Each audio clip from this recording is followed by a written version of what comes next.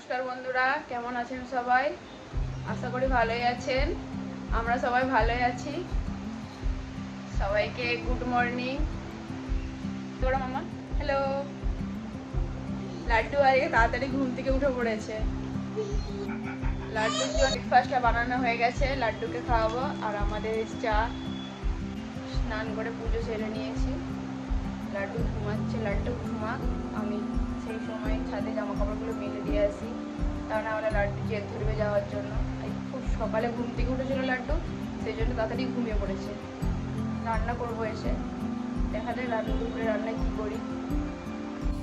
তো 2-3 দিন মেঘলার পরে আজকে রোদ বেরিয়েছে। এত রোদের তাপ, এখন বাজছে 11টা 15। এখনই এত রোদের তাপ, টিকা যাচ্ছে না।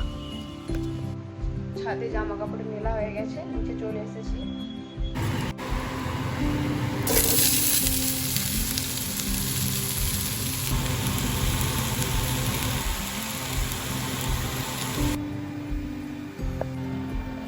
চিকেন বানানোর জন্য তেল দিয়ে দিলাম, আগে আলুটা ভেজে দেবো, তারপরে চিকেন বানাবো।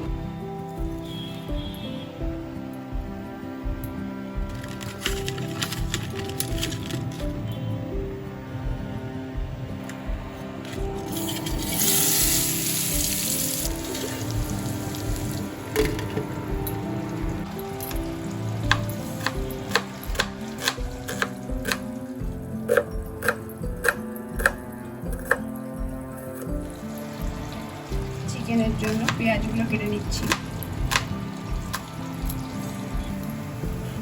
টমেটোটাও কেটে নিচ্ছি।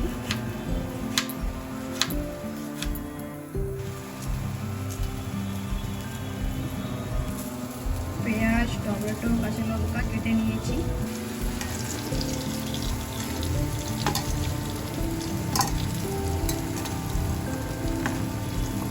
আলু ভাজা হয়ে গেছে, এটা দিয়ে দিলাম। চিকেন বানানোর জন্য দিয়ে দিচ্ছি অল্প পরিমাণে গোটা জিরা, একটা তেজপাতা, দিয়ে দিচ্ছি কুচিয়ে রাখা পেঁয়াজ,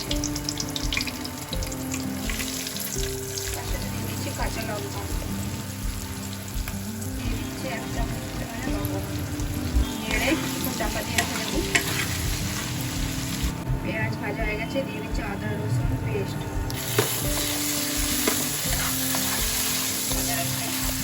পেঁয়াজ ভালো করে ভেজে দিচ্ছি টমেটো, টমেটোটাকে হালকা ভেজে নিই। বেশিক্ষণ ভাজতে হবে না, অল্প কিছুক্ষণ ভাজলে চলবে।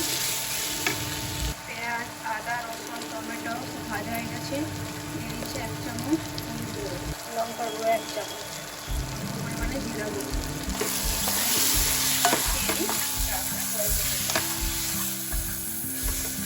হালকা কষানো হয়ে গেছে, দিয়ে দিচ্ছি জল। জল দিয়ে কিছুক্ষণ কষিয়ে নেব। ভালোভাবে কষানো হয়ে গেছে, দিচ্ছি চিকেন।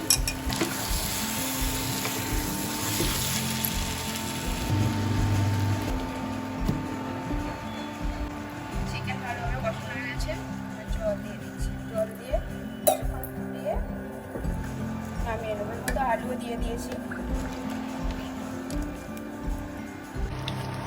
চিকেন বানানো কমপ্লিট, এবার নামিয়ে নেব। নামিয়ে নিয়েছি চিকেন।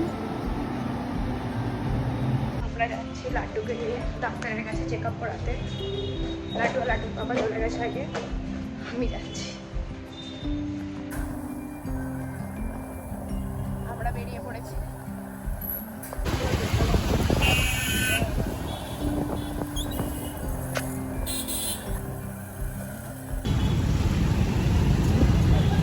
প্রথম দিন বলে রাস্তাতে আজকে এত পরিমাণে আমরা চলে এসেছি ডাক্তারের কাছে।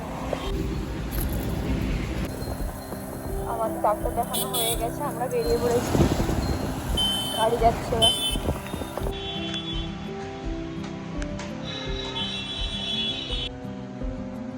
আমরা চলে এসেছি ডাক্তার দেখাতে গিয়ে, আমরা খেতে বসেছি।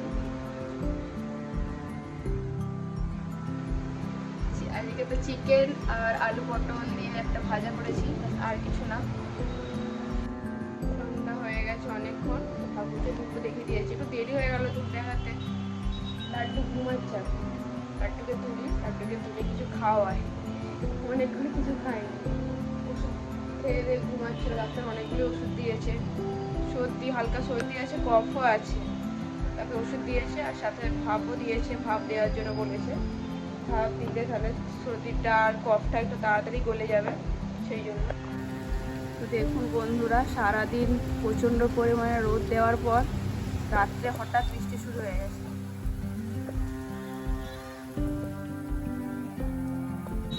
সারাদিন প্রচণ্ড পরিমাণে রোদ বেরিয়েছে, রাত্রেবেলা হঠাৎ দেখি বৃষ্টি শুরু হয়ে গেছে।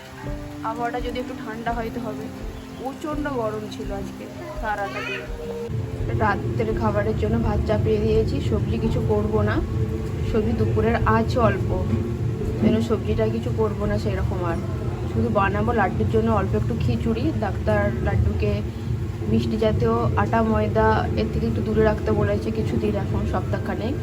তার জন্য লাড্ডুর জন্য একটু খিচুড়ি বানাবো সব রকম সবজি দিয়ে। লাড্ডুর জন্য খিচুড়ি বানানোর জন্য সবজি নিয়ে নিয়েছি, অল্প কিছুটা ফুলকপি, বাঁধাকপি, পটল, গাজর, আলু, কুমড়া সব কেটে নিচ্ছে, অল্প অল্প করেই দেবো যেহেতু রাত্রের খাবার। সবজি কেটে নিয়েছি, প্রেশার কুকারও চাপিয়ে দিয়েছি, প্রেশার কুকারটা গরম হোক, তো তারপরে সবজিগুলো হালকা ভেজে নিয়ে খিচুড়িটা চাপাবো। খিচুড়ি বানানোর জন্য দিয়ে দিচ্ছি অল্প পরিমাণে সাদা তেল, অল্প পরিমাণে গোটা জিরা দিচ্ছি, কুচিয়ে রাখা পেঁয়াজ, ভাজা হয়ে গেছে,